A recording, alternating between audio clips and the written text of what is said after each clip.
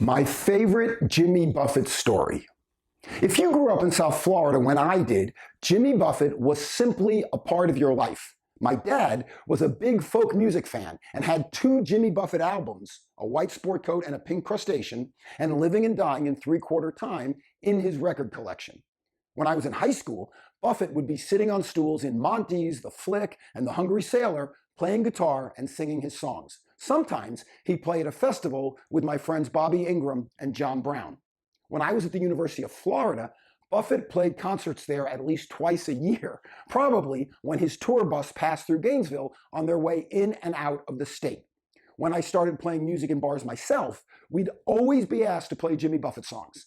The other night, we played a tribute that included A Pirate Looks at 40, Volcano, and Cheeseburger in Paradise. And if that weren't enough, my wife's cousin Henry is the Coral Reefers business tour manager. Henry has generously invited us to have dinner with him and the band each time they perform somewhere near Miami. Gloria even asked Henry to try and get me an audition for the Coral Reefers harmonica slot. But that's a different story for a different time. So as they say in Spanish, Jimmy Buffett está en mi sopa. Jimmy Buffett is in my soup.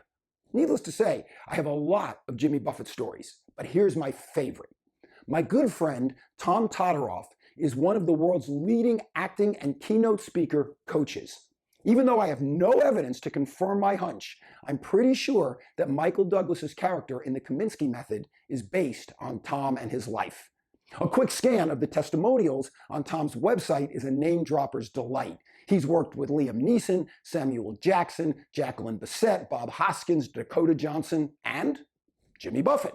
And although Tom is usually tight-lipped about the people he's worked with, he told me this story about a dinner he had with Buffett when he was helping the singer prepare for another taxing worldwide tour.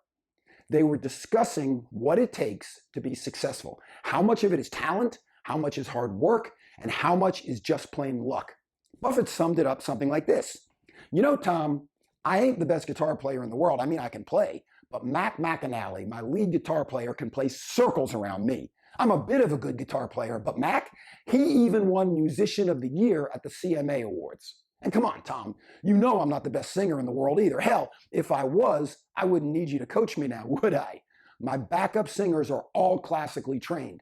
They sing opera and on Broadway when they're not on stage with me. They're the real singers.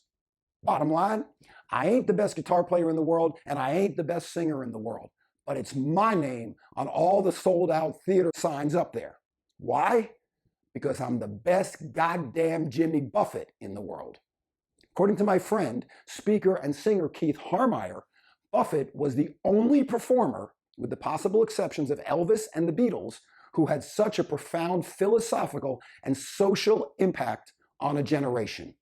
His songs introduced us to the notion that just maybe, if you were a little bold and a little more crazy and were willing to walk away from it all, you wouldn't have to suffer most of your life just to enjoy a tiny bit of it. You could be in your own Margaritaville all day, every day. That was a powerful and seductive idea. And so his music became the siren song of a generation longing for a good life. Jimmy Buffett wasn't the world's best singer or guitar player. He wasn't even the best musician in his own band. But he was a great songwriter, frontman, businessman, and a best-selling author.